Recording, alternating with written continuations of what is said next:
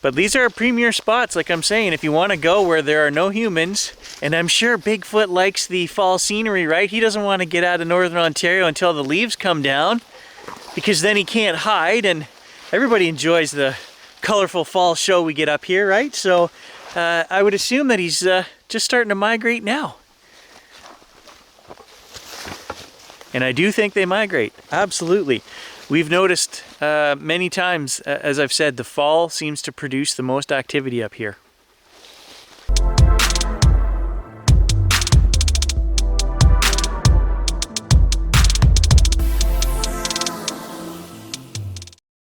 Good morning, guys. Fall colors abound out there. Gage and I are gonna jump in the truck. We're gonna go get the trail cameras at Dad's, and then we're gonna take a drive down some forlorn, lost to history backlogging road and look for fall color and Bigfoot. When out driving the back roads, Gary says be prepared. Long lens, short lens, and video camera. Definitely need to let the truck warm up in the mornings now.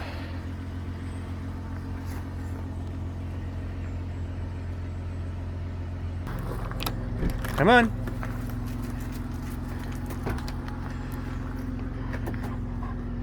You ready to go?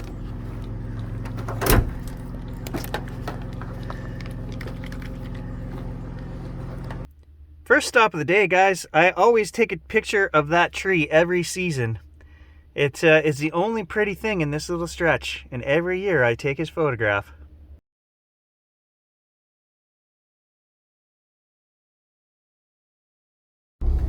So I showed you guys this hillside a week ago, and there was no color up there at all. So it's starting to turn.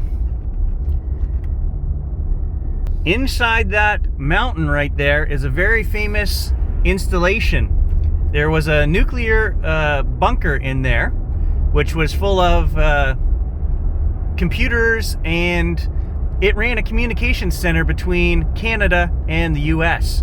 It was built back in the 60s, could house up to 400 personnel for like 6 months or something like that, and very famous installation when the Cold War was on. All right, let's go get the trail cameras.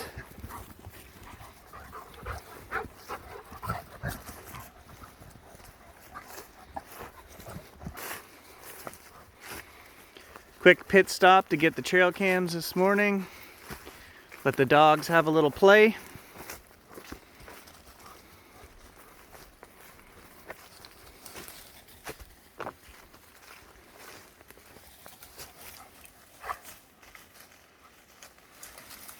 That's where my old dog Hunter's buried.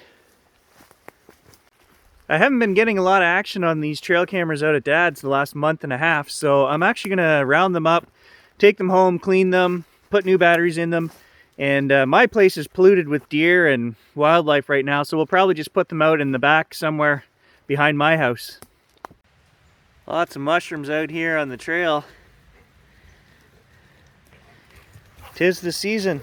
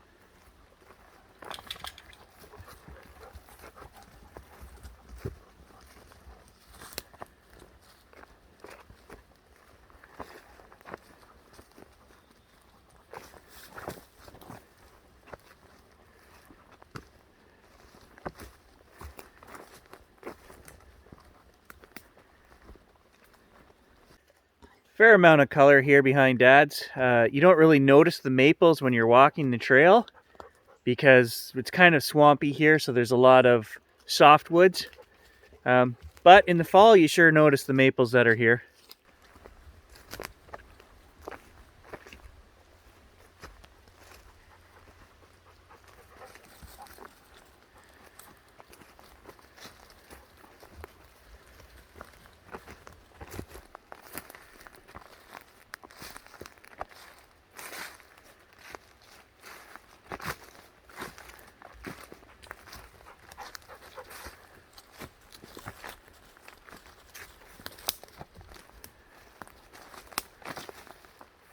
The call of the mushroom is too strong. Gary had to stop and take some photos back there, but we're gonna load up in the truck and we're gonna head way back in the bush, down the old logging trails now. There should be lots of color for us to capture, so I'm excited. Let's do this.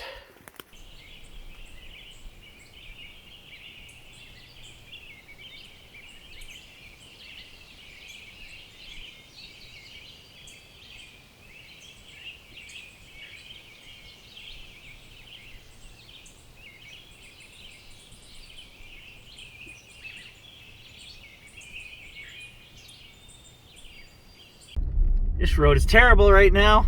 I'm turning into my grandfather. He was the grader man out here for 40 years. And I gotta tell you, there's more potholes in here now than there was 30 years ago. It's like they don't care anymore. Just a wee bit of a washout happening here over the first creek. That's never a good sign. Cross your fingers before you go over that.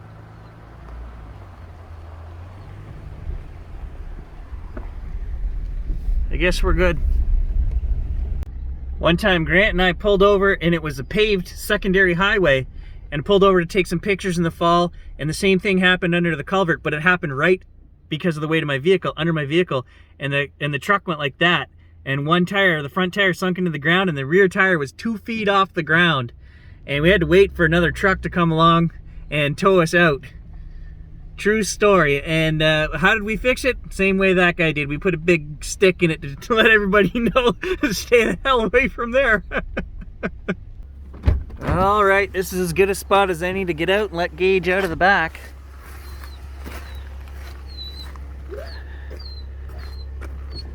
And go for a run, eh? All right, have at it. What a difference a week makes. A lot more color now.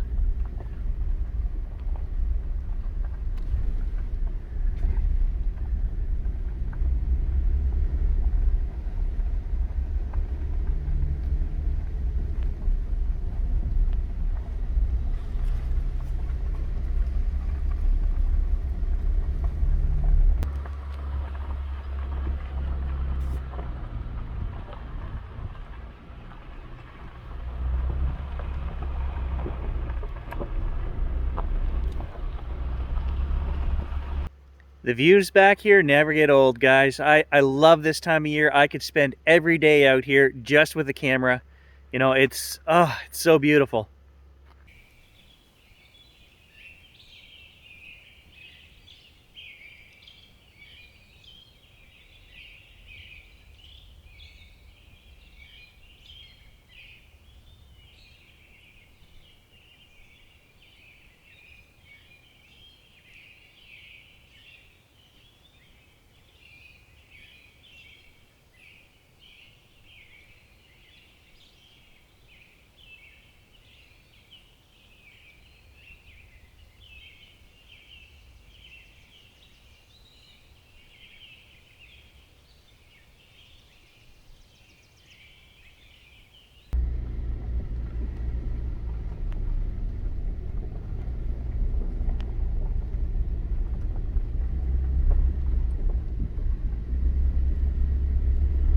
I wouldn't want to live anywhere else, guys. This is the most beautiful place in the world.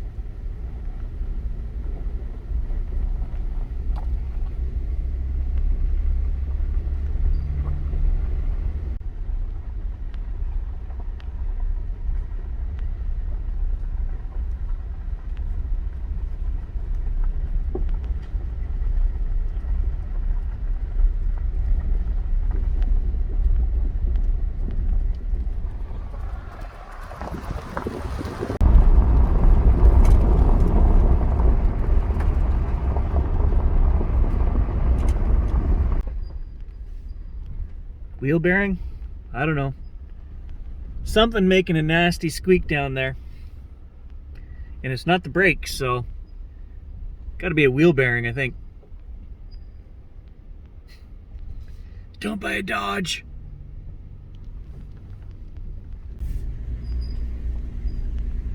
Truck's only got 14,000 kilometers on it.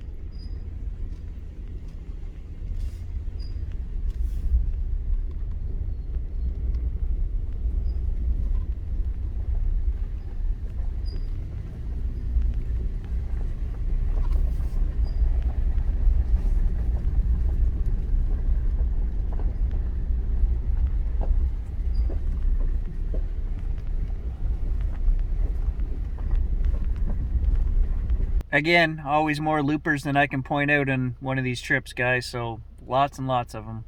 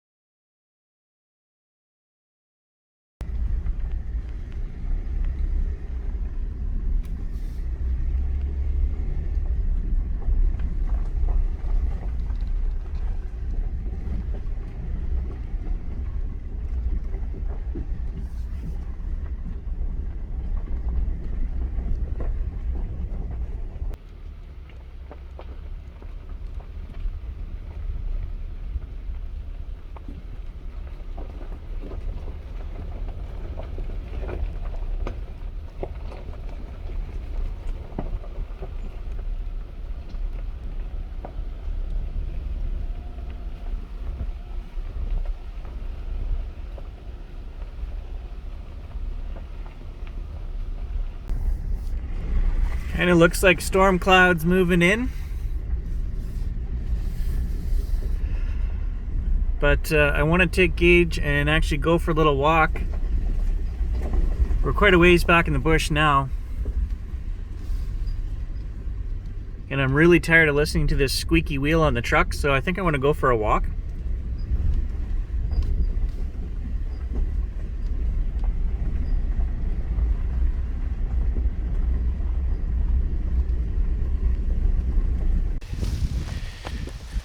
All right, we're gonna leave the truck here at a dead end logging road, and Gage and I are gonna head up. This is one of my deer hunting spots, so if we head a mile in there, we'll come to some rocky cliffs, and there's some old skidding trails that we can walk down and check out the territory and just enjoy some fall.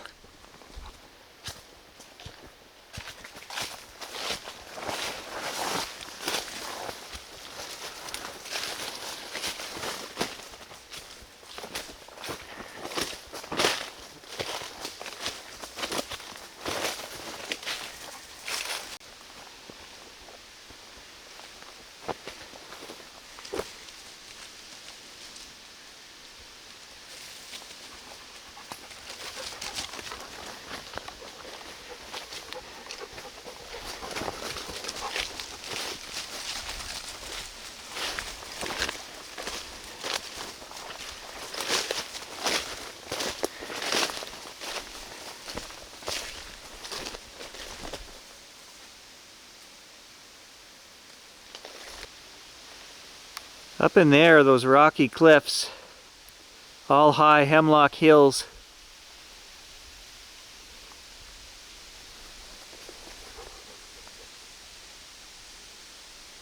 Still way too much undergrowth for me to be trying to climb up in there though. Gotta wait for all this stuff to come down and you can see where you're walking. Right now you're pretty much in waist high leaves even on the trails, so can't even see my dog. There's so much undergrowth. Hey?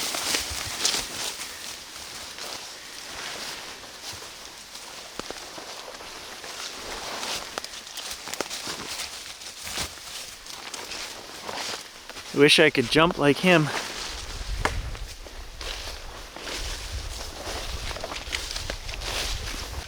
So these spots here that we are right now, guys, are where I took you guys earlier in the summer. Is not too far from here, you know, 45, 50 kilometers out of town. Nobody comes here unless it's hunting season because there's nothing out here. There's no reason to be here.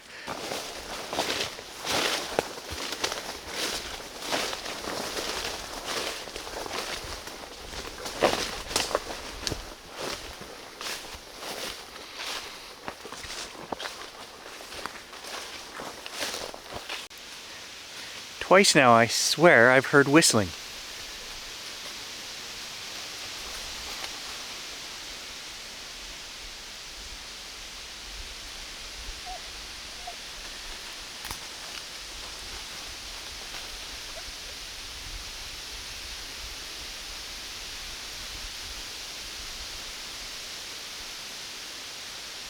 I don't know.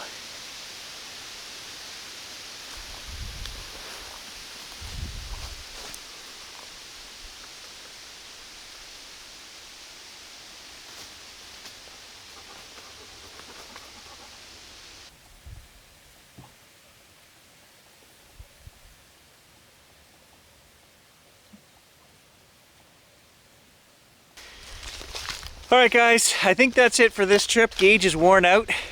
I let him run a good 12 kilometers in front of the truck on the way here, so, you know, not too long, 25-minute hike out here, but we did check out the trail.